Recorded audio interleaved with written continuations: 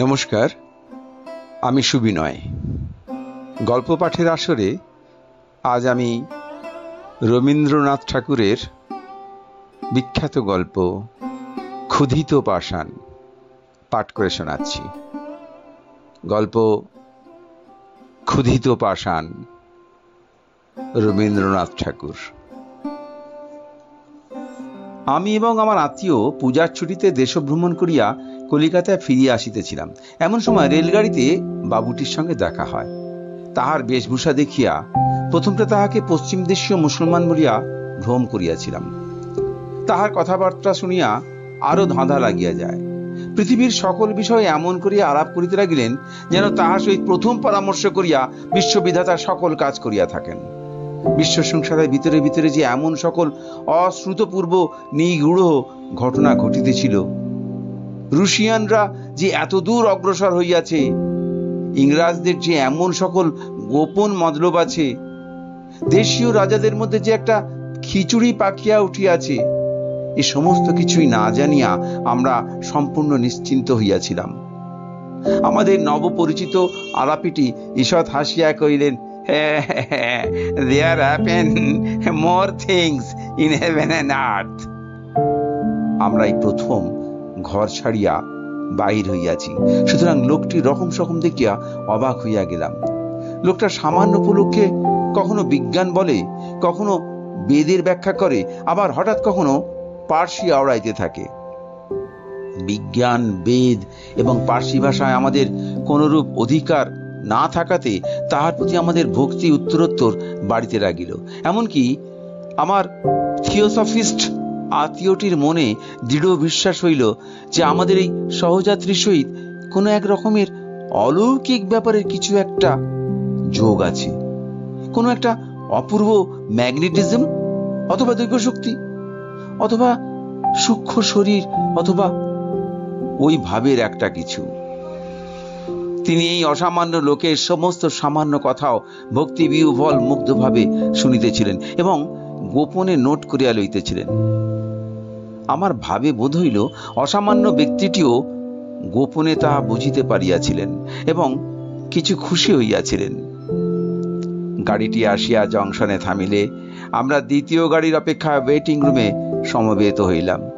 তখন রাত্রি 10:30। পথের মধ্যে একটা কি ব্যাঘাত হওয়াতে গাড়ি অনেক বিলম্বে আসিবে শুনিলাম। আমি ইতিমধ্যে টেবিলের উপর বিছানা পাতিয়া ঘুমাইব স্থির করিয়াছি। এমন সময় সেই অসামান্য ব্যক্তিটি নিম্নলিখিত গল্প ফাঁদিয়া বসিলেন। সে রাত্রে আমার আর ঘুম হইল না। গল্পটি এমন: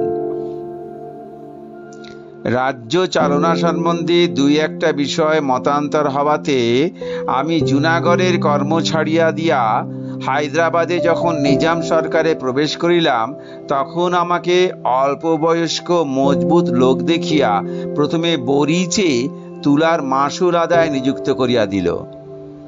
বরিচ জায়গাটি বড় রমণীয়। নির্জন পাহাড়ের নিচে বড় বড় বনের ভিতর দিয়া সুস্তা নদীটি, সুস্তা সংস্কৃত স্বচ্ছতার অপভ্রংশ, সুস্তা নদীটি উপল মুখরিত পথে নিপুণা নর্তকীর মতো পদে পদে বাঁকিয়া বাঁকিয়া দ্রুত নৃত্যে চলিয়া গিয়াছে। ঠিক সেই নদীর ধারেই পাথর বাঁধানো 150 সোপানময় অত্যুচ্চ ঘাটের উপরে একটি শ্বেত প্রস্তরের প্রাসাদ শৈলপমূলে একাকী দাঁড়িয়ে আছে। নিকটে কোথাও লোকালয় নাই। বরিচের তুলারহাট এবং গ্রাম এখান হইতে দূরে। প্রায় 250 বৎসর পূর্বে দ্বিতীয় শাহ মাহমুদ ভোগ বিলাসের জন্য প্রাসাদটি এই নির্জন স্থানে নির্মাণ করিয়াছিলেন।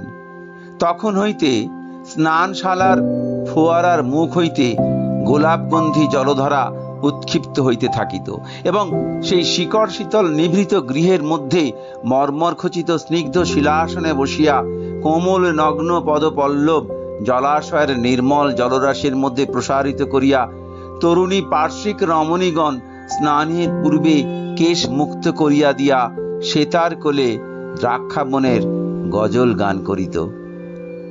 এখন আর সে ফোয়ারা খেলে না, সে গান নাই, সাদা পাথরের উপর শুভ্র চরণের সুন্দর আঘাত পড়ে না।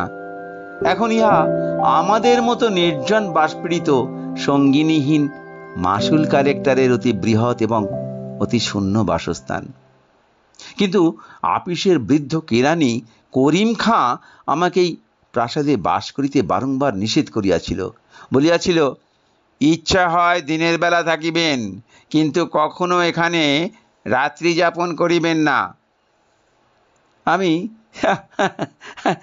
হাসিয়া উড়াইয়া দিলাম। ভৃত্যরা বলিল, সন্ধ্যা পর্যন্ত কাজ করিবে, কিন্তু রাত্রে এখানে থাকিবে না। আমি বললাম, তথাস্তু। এ বাড়ির এমন বদনাম ছিল যে রাত্রে চোরও এখানে আসিতে সাহস করিত না। প্রথম প্রথম আসিয়া এই পরিত্যক্ত প্রাসাদের নির্জনতা আমার বুকের উপর যেন একটা ভয়ঙ্কর ভারের মতো চাপিয়া থাকিত। আমি যতটা পারিতাম বাহিরে থাকিয়া অবিশ্রাম কাজকর্ম করিয়া রাত্রে ঘরে ফিরিয়া শ্রান্ত দেহে নিদ্রা দিতাম। কিন্তু সপ্তাহখানেক না যাইতেই বাড়িটার এক অপূর্ব নেশা আমাকে ক্রমশ আক্রমণ করিয়া ধরিতে লাগিল। আমার সে অবস্থা বর্ণনা করাও কঠিন এবং সে কথা লোককে বিশ্বাস করানো শক্ত। সমস্ত বাড়িটা একটা সজীব পদার্থের মতো আমাকে তাহার জঠরস্থ মোহরসে অল্পে অল্পে যেন জীর্ণ করিতে লাগিল। বোধহয় এ বাড়িতে পদার্পণ মাত্রেই এ প্রক্রিয়ার আরম্ভ হইয়াছিল। কিন্তু আমি যেদিন সচেতনভাবে প্রথম ইহার সূত্রপাত অনুভব করি, সেদিনকার কথা আমার স্পষ্ট মনে আছে। তখন গ্রীষ্মকালের আরম্ভে বাজার নরম। আমার হাতে কোনো কাজ ছিল না। সূর্যাস্তের কিছু পূর্বে আমি সেই নদী তীরে ঘাটের নিম্নতলে একটা আরাম কেদারা লইয়া বসিয়াছি। তখন সুস্তা নদী শীর্ণ হইয়া আসিয়াছে, ওপারে অনেকখানি বালুতটে অপরাহ্নের আভায় রঙিন হইয়া উঠিয়াছে। এপারে ঘাটের সোপানমূলে স্বচ্ছ অগভীর জলের তলে নুড়িগুলি ঝিকঝিক করিতেছে। সেদিন কোথাও বাতাস ছিল না। নিকটের পাহাড়ে বনতুলসী, পুদিনা ও মৌরির জঙ্গল হইতে একটা ঘন সুগন্ধ উঠিয়া স্থির আকাশকে ভারাক্রান্ত করিয়া রাখিয়াছিল। সূর্য যখন গিরিশিখরের অন্তরালে অবতীর্ণ হইল, তৎক্ষণাৎ দিবসের নাট্যশালায় একটা দীর্ঘ ছায়া যবনিকা পড়িয়া গেল। এখানে পর্বতের ব্যবধান থাকাতে সূর্যাস্তের সময় আলো আধারের সম্মিলন অধিকক্ষণ স্থায়ী হয় না। ঘোড়ায় চড়িয়া একবার ছুটিয়া বেড়াইয়া আসিব মনে করিয়া উঠিব করিতেছি, এমন সময় সিঁড়িতে পায়ের শব্দ শুনিতে পাইলাম। পিছনে ফিরিয়া দেখিলাম কেহ নাই। ইন্দ্রিয়ের ভ্রম মনে করিয়া পুনরায় ফিরিয়া বসিতেই একেবারে অনেকগুলি পায়ের শব্দ শোনা গেল, যেন অনেকে মিলিয়া ছুটাছুটি করিয়া নামিয়া আসিতেছে। ঈষৎ ভয়ের সহিত এক অপরূপ পুলক মিশ্রিত হইয়া আমার সর্বাঙ্গ পরিপূর্ণ করিয়া তুলিল। যদিও আমার সম্মুখে কোনো মূর্তি ছিল না, তথাপি স্পষ্ট প্রত্যক্ষবৎ মনে হইল যে এই গ্রীষ্মের সাহান্যে একদল প্রমোদচঞ্চল নারী সুস্থার জলের মধ্যে স্নান করিতে নামিয়াছে। যদিও সেই সন্ধ্যাকালে নিস্তব্ধ গিরিতটে, নদী তীরে, নির্জন প্রাসাদে কোথাও কিছুমাত্র শব্দ ছিল না, তথাপি আমি যেন স্পষ্ট শুনিতে পাইলাম নির্ঝরের শতধারার মতো সকৌতুক কলহাস্যের সহিত পরস্পরের দ্রুত অনুধাবন করিয়া আমার পার্শ্ব দিয়া স্নানার্থিনারা চলিয়া গেল। আমাকে যেন লক্ষ্য করিল না। তাহারা যেমন আমার নিকট অদৃশ্য, আমিও যেন সেই রূপ তাহাদের নিকট অদৃশ্য। নদী পূর্ববৎ স্থির ছিল, কিন্তু আমার নিকট স্পষ্ট বোধ হইল স্বচ্ছতোয়ার অগভীর স্রোত অনেকগুলি বলয়ে সিঞ্জিত বাহু বিক্ষেপে বিক্ষুব্ধ হইয়া উঠিয়াছে। হাসিয়া হাসিয়া সখীগণ পরস্পরের গয়ে জল ছুড়িয়া মারিতেছে এবং সন্তরণকারীদের পদাঘাতে জলবিন্দু রাশি মুক্তা মুষ্টির মতো আকাশে ছিটিয়া পড়িতেছে। আমার বক্ষের মধ্যে এক প্রকার কম্পন হইতে লাগিল। সে উত্তেজনা, ভয়ের, কি আনন্দের, কি কৌতূহলে, ঠিক বলিতে পারি না। বড় ইচ্ছা হইতে লাগিল ভালো করিয়া দেখি, কিন্তু সম্মুখে দেখিবার কিছুই ছিল না। মনে হইল ভালো করিয়া কান পাতিলেই উহাদের কথা সমস্তই স্পষ্ট শোনা যাইবে, কিন্তু একান্ত মনে কান পাতিয়া কেবল অরণ্যের ঝিল্লি রব শোনা যায়। মনে হইল 250 বৎসরের কৃষ্ণবর্ণ যবনিকা ঠিক আমার সম্মুখে দুলিতেছে। ভয়ে ভয়ে একটি ধার তুলিয়া ভিতরে দৃষ্টিপাত করি। সেখানে বৃহৎ সভা বসিয়াছে, কিন্তু গাঢ় অন্ধকারে কিছুই দেখা যায় না। হঠাৎ গুমট ভাঙিয়া হু হু করিয়া একটা বাতাস দিল।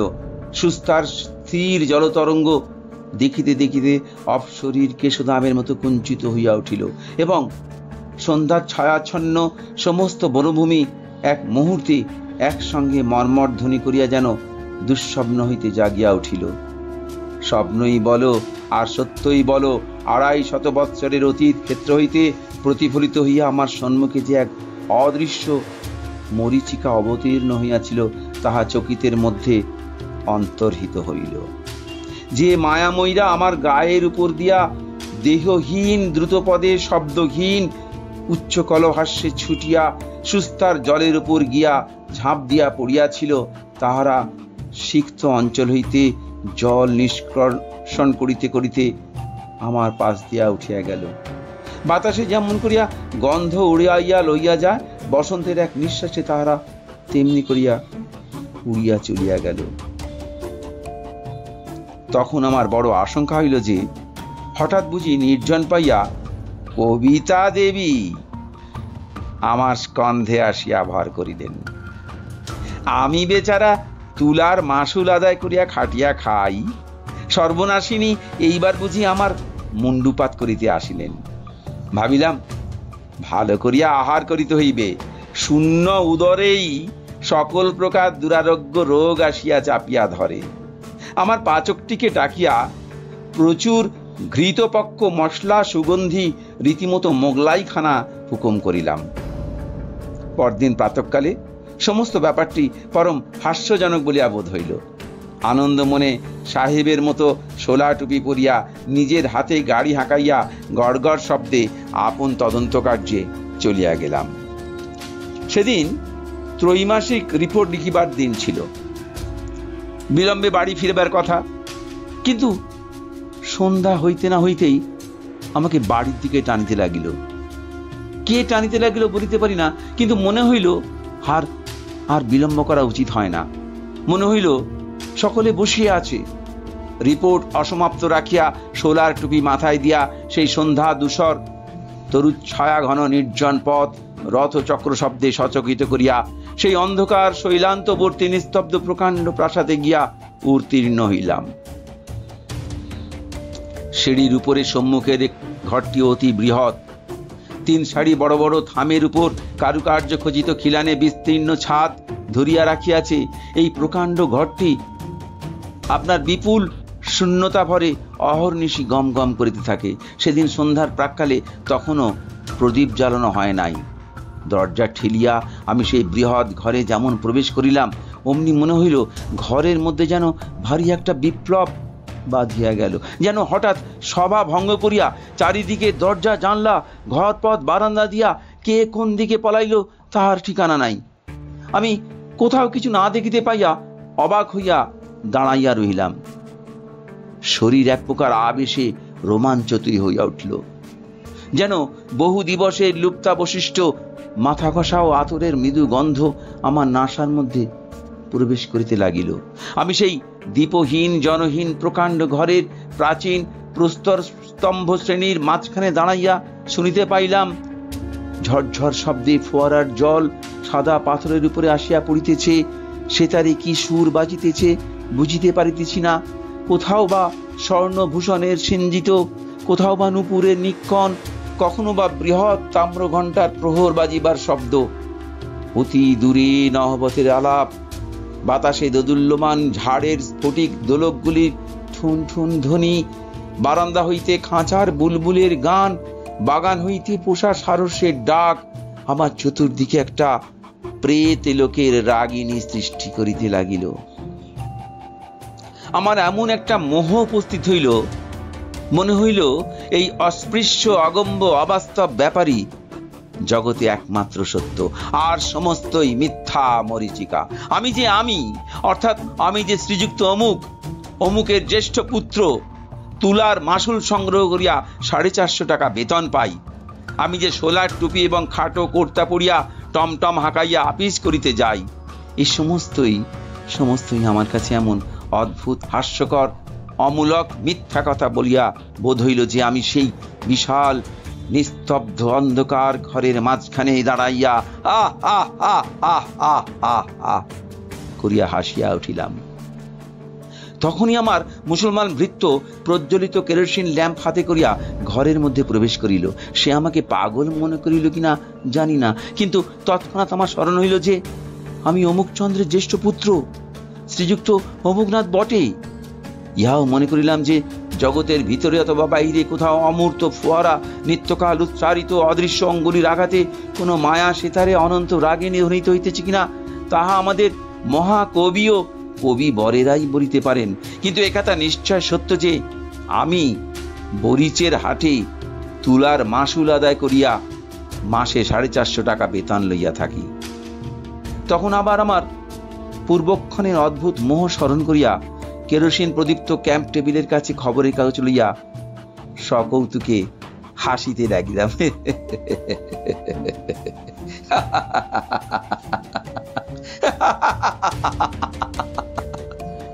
খবরের কাগজ পড়িয়া এবং মোগলাই খানা খাইয়া একটা ক্ষুদ্র কোণের ঘরে প্রদীপ নিবাইয়া দিয়া বিছানায় গিয়া শয়ন করিলাম।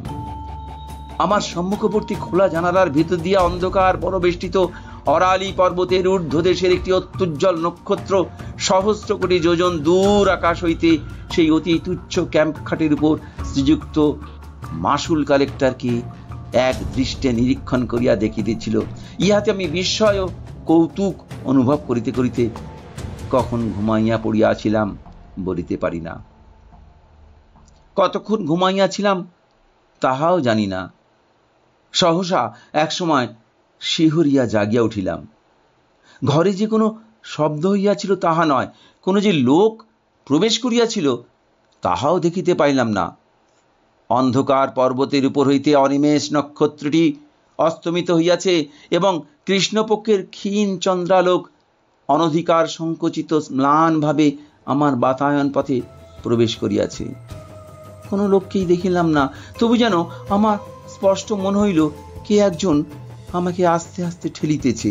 আমি জাগিয়া উঠিতেই সে কোনো কথা না বলিয়া কেবল যেন তাহার অঙ্গুরি খচিত 5 আঙ্গুলির ইঙ্গিতে অতি সাবধানে তাহার অনুসরণ করিতে আদেশ করিল। আমি অত্যন্ত চুপি চুপি উঠিলাম। যদিও সেই শতকক্ষ প্রকোষ্ঠময় প্রকাণ্ড শূন্যতাময় নিদ্রিত ধ্বনি এবং সজাগ প্রতিধ্বনিময় বৃহৎ প্রাসাদে আমি ছাড়া আর জনপ্রাণীও ছিল না, তথাপি পদে পদে ভয় হইতে লাগলো পাছে কেউ জাগিয়া ওঠে। প্রাসাদের অধিকাংশ ঘর রুদ্ধ থাকিত এবং সে সকল ঘরে আমি কখনো যাই নাই। সে রাত্রে নিঃশব্দ পদবিক্ষেপে সংযত নিঃশ্বাসে সেই অদৃশ্য আহ্বান রূপিণীর অনুসরণ করিয়া আমি যে কোথা দিয়ে কোথায় যাইতেছিলাম আজ তাহা স্পষ্ট করিয়া বলিতে পারি না। কত সংকীর্ণ অন্ধকার পথ, কত দীর্ঘ বারান্দা, কত গম্ভীর নিস্তব্ধ সুবৃহৎ সভাগৃহ, কত রুদ্ধ বায়ু ক্ষুদ্র গোপন কক্ষ পার হইয়া যাইতে লাগিলাম, তাহার ঠিকানা নাই। আমার অদৃশ্য দূতিটিকে যদিও চক্ষে দেখিতে পাই নাই, তথাপি তার মূর্তি আমার মনের অগোচরে ছিল না। আরব রমণী ঝোলা আস্তিনের ভিতর দিয়া শ্বেত প্রস্তর রচিত কঠিন নিটল হস্ত দেখা যাইতেছে। টুপির প্রান্ত হইতে মুখের উপর একটি সূক্ষ্ম বসনের আবরণ পড়িয়াছে, কটিবন্ধে একটি বাঁকা ছুরি বাঁধা। আমার মনে হইল আরব উপন্যাসের একাধিক সহস্র রজনীর একটি রজনী আজ উপন্যাস লোক হইতে উড়িয়া আসিয়াছে। আমি যেন অন্ধকার নিশীতে সুপ্তিমগ্ন বগদাদের নির্বাপিত দ্বীপ ও সংকীর্ণ পথে কোনো এক সংকট সংকুল অভিসারে যাত্রা করিয়াছি। অবশেষে আমার দূতি একটি ঘন নীল পর্দার সম্মুখে সহসা থমকিয়া দাঁড়াইয়া যেন নিম্নে অঙ্গুলি নির্দেশ করিয়া দেখাইল। নিম্নে কিছুই ছিল না, কিন্তু ভয় আমার বক্ষে রক্ত স্তম্ভিত হইয়া গেল। আমি অনুভব করিলাম সেই পর্দার সম্মুখে ভূমিতলে কিংখাবের সাজ পরা একটি ভীষণ কাফরি খোঁজা কোলের উপর খোলা তলোয়ার লইয়া দুই পা ছড়াইয়া দিয়া বসিয়া বসিয়া ঝুলিতেছে। দুটি লঘু গতিতে তাহার দুই পা ডিঙাইয়া পর্দার এক প্রান্তদেশ তুলিয়া ধরিল। ভিতর হইতে একটি পারস্য গালিচা পাতা ঘরের কিয়দংশ দেখা গেল। তক্তের উপরে কে বসিয়া আছে দেখা গেল না, কেবল জাফরান রঙের স্ফীত পায়জামার নিম্নভাগে জরির চটি পরা দুইখানি সুন্দর চরণ গোলাপি মখমল আসনের উপর অলস ভাবে স্থাপিত রইয়াছে দেখিতে পাইলাম। মেঝের এক পার্শ্বে একটি নীলাভ স্ফটিক পাত্রে কতগুলি আপেল, নাশপাতি, নারাঙ্গি এবং প্রচুর আঙুরের গুচ্ছ সজ্জিত রহিয়াছে এবং তাহার পার্শ্বে দুইটি ছোট পেয়ালা ও একটি স্বর্ণাভ মদিরার কাচ পাত্র অতিথির জন্য অপেক্ষা করিয়া আছে। ঘরের ভিতর হইতে একটা অপূর্ব ধূপের এক প্রকার মাদক সুগন্ধি ধূম্র আসিয়া আমাকে বিহ্বল করিয়া দিল। আমি কম্পিত বক্ষে সেই খোঁজার প্রসারিত পদদ্বয় যেমন লঙ্ঘন করিতে গেলাম, অমনি সে চমকিয়া উঠিল।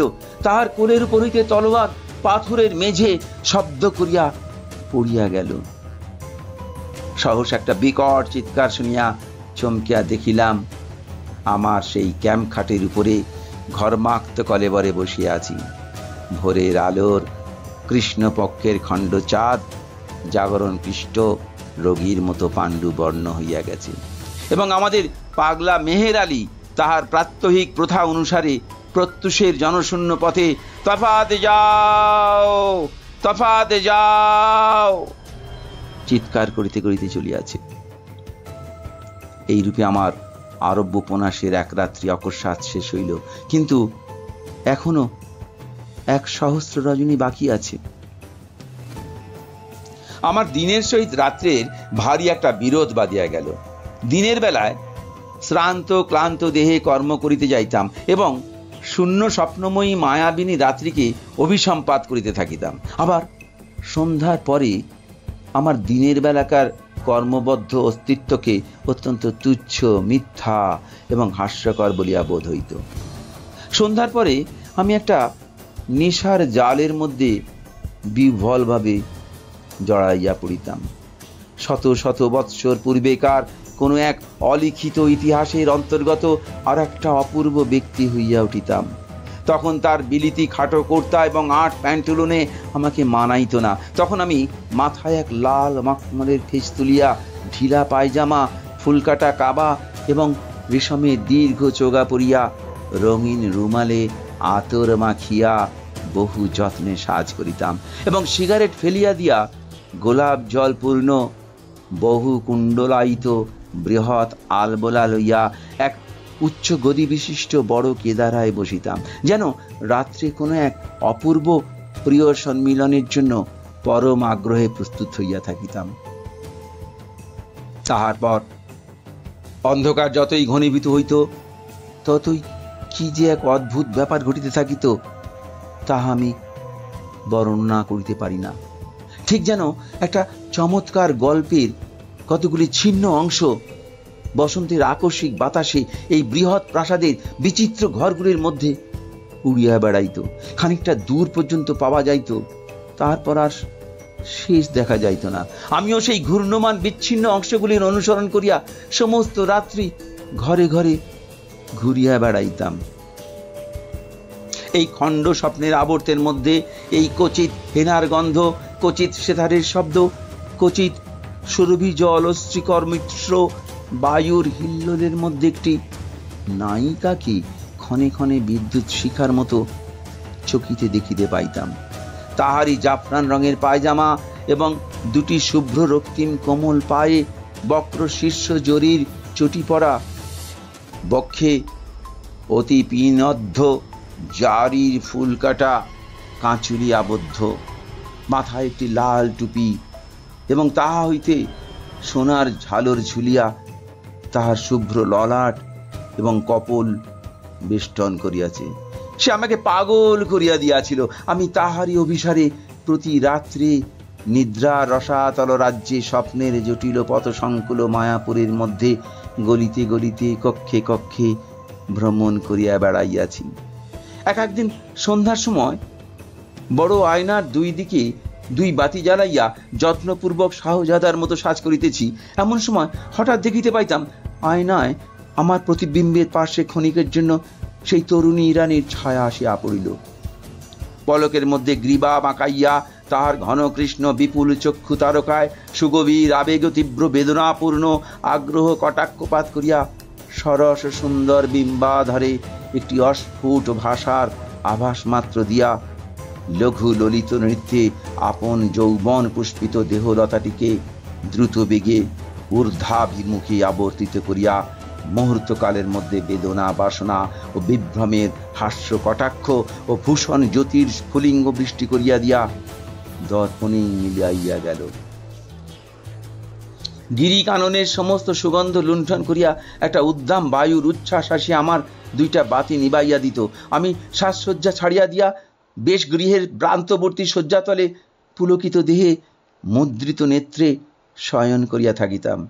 আমার চারিদিকে সেই বাতাসের মধ্যে, সেই অরালি গিরিকুঞ্জের সমস্ত মিশ্রিত সৌরভের মধ্যে যেন অনেক আদর, অনেক চুম্বন, অনেক কোমল করস্পর্শ নিভৃত অন্ধকার পূর্ণ করিয়া ভাসিয়া বেড়াইত। কানের কাছে অনেক কলগুঞ্জন শুনিতে পাইতাম। আমার কপালের উপর সুগন্ধ নিঃশ্বাস আসিয়া পড়িত এবং আমার কপালে একটি মৃদু সৌরভ রমণীয় সুকোমল ওড়না বারংবার উড়িয়া উড়িয়া স্পর্শ করিত। অল্পে অল্পে যেন একটা মোহিনী সর্পিনী তার মাদক বেষ্টনে আমার সর্বাঙ্গ বাঁধিয়া ফেলিত। আমি গাঢ় নিঃশ্বাস ফেলিয়া অসার দেহে সুগভীর নিদ্রায় অভিভূত হইয়া পড়িতাম। একদিন অপরাহ্নে আমি ঘোড়ায় চড়িয়া বাহির হইব সংকল্প করিলাম। কে আমাকে নিষেধ করিতে লাগিল জানি না, কিন্তু সেদিন নিষেধ মানিলাম না। একটা কাষ্ঠদণ্ডে আমার সাহেবী হ্যাট এবং খাটো কর্তা দুলিতেছিল। পাড়িয়া লইয়া পরিবার পরিক্রম করিতেছি। এমন সময় সুস্থা নদীর বালি এবং অরালি পর্বতের শুষ্ক পল্লবরাশির ধ্বজা তুলিয়া হঠাৎ একটা প্রবল ঘূর্ণা বাতাস আমার সেই কর্তা এবং টুপি ঘুরাইতে ঘুরাইতে লইয়া চলিল এবং একটা অত্যন্ত সমিষ্ট কলহাস্য সেই হাওয়ার সঙ্গে ঘুরিতে ঘুরিতে কৌতুকের সমস্ত পর্দায় পর্দায় আঘাত করিতে করিতে উচ্চ হইতে উচ্চতর শব্দকে উঠিয়া সূর্যাস্ত লোকের কাছে গিয়া মিলাইয়া গেল। সেদিন আর ঘোড়ায় চড়া হইল না এবং তাহার পরদিন হইতে সেই কৌতুকাবাহ খাটো কর্তা এবং সাহেবী হ্যাট পরা একেবারে ছাড়িয়া দিয়াছি। আবার সেই দিন অর্ধরাত্রে বিছানার মধ্যে উঠিয়া বসিয়া শুনিতে পাইলাম কে যেন গুমরিয়া গুমরিয়া বুক ফাটিয়া ফাটিয়া কাঁদিতেছে, যেন আমার খাটের নিচে, মেঝের নিচে, এই বৃহৎ প্রাসাদের পাষাণ ভিত্তির তলবর্তী একটা আর্দ্র অন্ধকার গৌড়ের ভিতর হইতে কাঁদিয়া কাঁদিয়া বলিতেছে, তুমি তুমি আমাকে উদ্ধার করিয়া লইয়া যাও। কঠিন মায়া, গভীর নিদ্রা, নিষ্ফল স্বপ্নের সমস্ত দ্বার ভাঙিয়া ফেলিয়া তুমি আমাকে ঘোড়ায় তুলিয়া তোমার বুকের কাছে চাপিয়া ধরিয়া বনের ভিতর দিয়া, পাহাড়ের উপর দিয়া, নদী পার হইয়া তোমাদের সূর্যালোকিত ঘরের মধ্যে আমাকে লইয়া যাও। আমাকে উদ্ধার করো, আমাকে উদ্ধার করো। আমি কি? আমি কেমন করিয়া উদ্ধার করিব? আমি এই ঘূর্ণমান পরিবর্তমান স্বপ্ন প্রবাহের মধ্য হইতে কোন মজ্জমানা কামনা সুন্দরীকে তীরে টানিয়া তুলিব? তুমি কবে ছিলে, কোথায় ছিলে হে দিব্যরূপিণী? তুমি কোন শীতল উৎসের তীরে, খরজুর কুঞ্জের ছায়ায়, কোন গৃহহীনা মরুবাসিনীর কুলে জন্মগ্রহণ করিয়াছিলে? তোমাকে কোন বেদুইন দস্যু বনলতা হইতে পুষ্পকরকের মতো মাতৃকোড় হইতে ছিন্ন করিয়া বিদ্যুৎগামী অশ্বের উপর চড়াইয়া জ্বলন্ত বালুকা রাশি পার হইয়া কোন রাজপুরী দাসিয়াটে বিক্রয়ের জন্য লইয়া গিয়াছিল?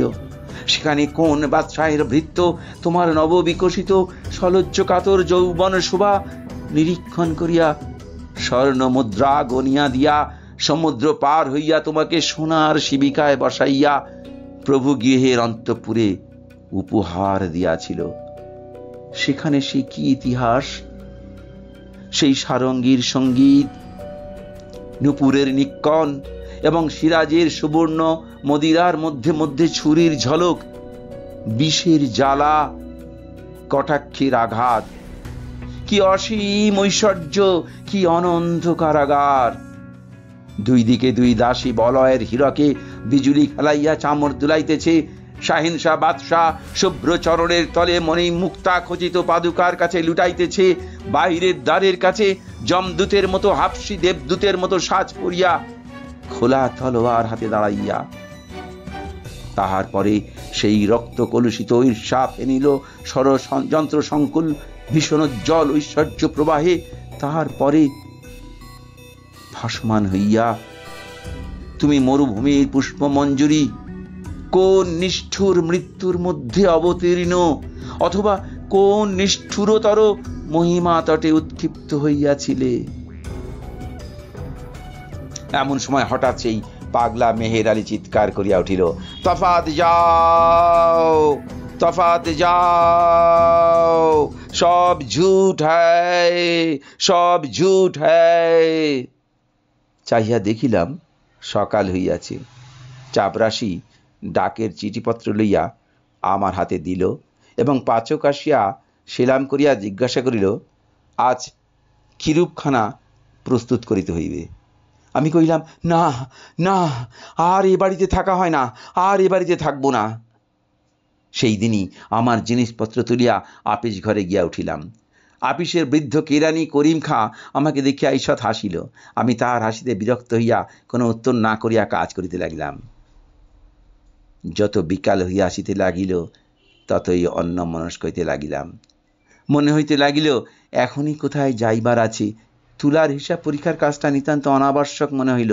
নিজাবের নিজামতো আমার কাছে বেশি কিছু বোধ হইল না। যাহা কিছু বর্তমান, যাহা কিছু আমার চারিদিকে চলিতেছে, ফিরিতেছে, খাটিতেছে, সমস্তই আমার কাছে অত্যন্ত দীন, অর্থহীন, অকিঞ্চিৎকর বলিয়া বোধ হইল। আমি কলম ছুড়িয়া ফেলিয়া বৃহৎ খাতা বন্ধ করিয়া তৎক্ষণাৎ টমটম চড়িয়া ছুটিলাম। দেখিলাম টমটম ঠিক গোধূলি মুহূর্তে আপনি সেই পাষাণ প্রাসাদের দ্বারের কাছে গিয়া থামিল। দ্রুতপদে সিঁড়িগুলি উত্তীর্ণ হইয়া ঘরের মধ্যে প্রবেশ করিলাম। আজ সমস্ত নিস্তব্ধ, অন্ধকার ঘরগুলি যেন রাগ করিয়া মুখ ভার করিয়া আছে। অনুতাপে আমার হৃদয় উদ্বেলিত হইয়া উঠিতে লাগিল। কিন্তু কাহাকে জানাইব, কাহার নিকট মার্জনা চাইব, খুঁজিয়া পাইলাম না। আমি শূন্য মনে অন্ধকারে ঘরে ঘরে ঘুরিয়া বেড়াইতে লাগিলাম। ইচ্ছা করিতে লাগিল একখানা যন্ত্র হাতে লইয়া কাহাকে উদ্দেশ্য করিয়া গান গাহি, বলি, হে বহ্নি, যে পতঙ্গ তোমাকে ফেলিয়া পলাইবার চেষ্টা করিয়াছিল সে আবার মরিবার জন্য আসিয়াছে। এবার তাকে মার্জনা করো, তাহার দুই পক্ষ দগ্ধ করিয়া দাও, ভস্মসাৎ করিয়া ফেলো। হঠাৎ উপর হইতে আমার কপালে 2 ফোঁটা অশ্রু জল পড়িল। সেদিন অরালি পর্বতের চূড়ায় ঘন ঘোর মেঘ করিয়া আসিয়াছিল। অন্ধকার অরণ্য এবং সুস্তার মসীবর্ণ জলে একটি ভীষণ প্রতীক্ষার স্থির হইয়াছিল। জল স্থল আকাশ সহসা শিহরিয়া উঠিল এবং অকস্মাৎ একটা বিদ্যুৎ দন্ত বিকশিত ঝড় শৃঙ্খল ছিন্ন উন্মাদের মতো পথহীন সুদূর বনের ভিতর দিয়া আর্তচিৎকার করিতে করিতে ছুটিয়া আসিল। প্রাসাদের বড় বড় শূন্য ঘরগুলো সমস্ত দ্বার আছড়াইয়া তীব্র বেদনায় হু হু করিয়া কাঁদিতে লাগিল।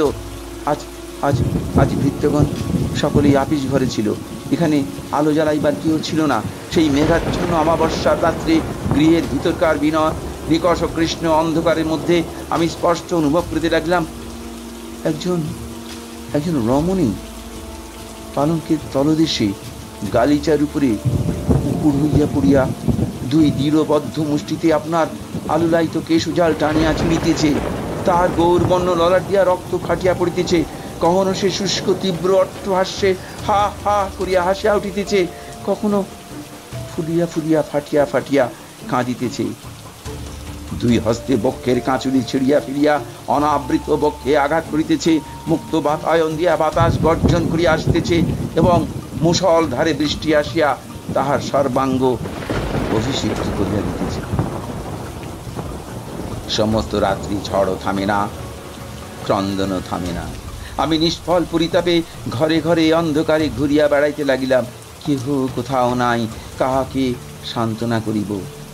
এই প্রচন্ড অভিমান কাহার? এই অশান্ত আক্ষেপ কোথা হইতে উত্থিত হইতেছে? পাগল চিৎকার করিয়া উঠিল, তফাত যাও, তফাত যাও, সব ঝুঠ হ্যায়, সব ঝুঠ হ্যায়। দেখিলাম ভোর হইয়াছে এবং মেহের আলী এই ঘোর দুর্যোগের দিনেও যথা নিয়মে প্রাসাদের প্রদক্ষিণ করিয়া তাহার অভ্যস্ত চিৎকার করিতেছে। হঠাৎ আমার মনে হইল, হয়তো হয়তো ওই মেহের আলীও আমার মতো একসময় প্রাসাদে বাস করিয়াছিল, এখন পাগল হইয়া বাহির হইয়া ওই পাষাণ রাক্ষসের মোহে আকৃষ্ট হইয়া প্রত্যহ প্রত্যুষে প্রদক্ষিণ করিতে আসে। আমি তৎক্ষণাৎ সেই বৃষ্টিতে পাগলের নিকট ছুটিয়া গিয়া তাহাকে জিজ্ঞাসা করিলাম, মেহের আলী, মেহের আলী, ক্যা ঝুঠায় রে, ক্যা ঝুঠায় রে, মেহের আলী ক্যা ঝুঠায় রে?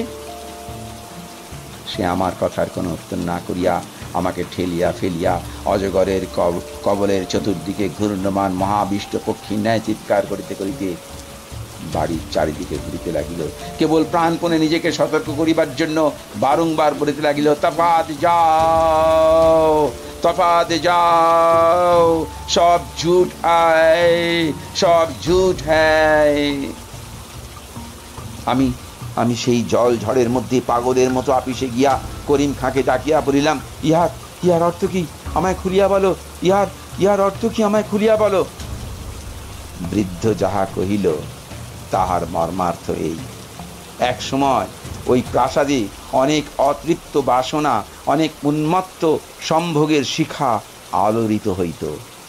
সেই সকল চিত্ত দাহে, সেই সকল নিষ্ফল কামনার অভিশাপে এই প্রাসাদের প্রত্যেক প্রস্তরখণ্ড ক্ষুধার্ত তৃষার্ত হইয়া আছে। সজীব মানুষ পাইলে তাকে লালায়িত পিশাচের মতো খাইয়া ফেলিতে চায়। যাহারা ত্রিরাত্রি ওই প্রাসাদে বাস করিয়াছে তাহাদের মধ্যে কেবল মেহের আলী পাগল হইয়া বাহির হইয়া আসিয়াছে। এ পর্যন্ত আর কেহ তাহার গ্রাস এড়াইতে পারে নাই। আমি জিজ্ঞাসা করলাম, আমার উদ্ধারের কি কোনো পথ নাই? আমার উদ্ধারের কি কোনো পথ নাই? বৃদ্ধ কহিল, একটি মাত্র উপায় আছে, তাহা অত্যন্ত দুরূহ। তাহা তোমাকে বলিতেছি, কিন্তু তৎপূর্বে ওই গুলবাগের একটি ইরানি কৃতদাসীর পুরাতন ইতিহাস বলা আবশ্যক। যেমন আশ্চর্য এবং তেমন হৃদয় বিদারক ঘটনা সংসারে আর কখনো ঘটে নাই। এমন সময় কুলিরা আসিয়া খবর দিল গাড়ি আসিতেছে। এত শীঘ্র? তাড়াতাড়ি বিছানাপত্র বাঁধিতে বাঁধিতে গাড়ি আসিয়া পড়িল। সে গাড়ির ফার্স্ট ক্লাসে একজন সুপ্তথিত ইংরাজ জানলা হইতে মুখ বাড়াইয়া স্টেশনের নাম পড়িবার চেষ্টা করিতেছিল। আমাদের সহযাত্রী বন্ধুটিকে দেখিয়াই হ্যালো বলিয়া চিৎকার করিয়া উঠিল এবং নিজের গাড়িতে তুলিয়া লইল। আমরা সেকেন্ড ক্লাসে উঠিলাম।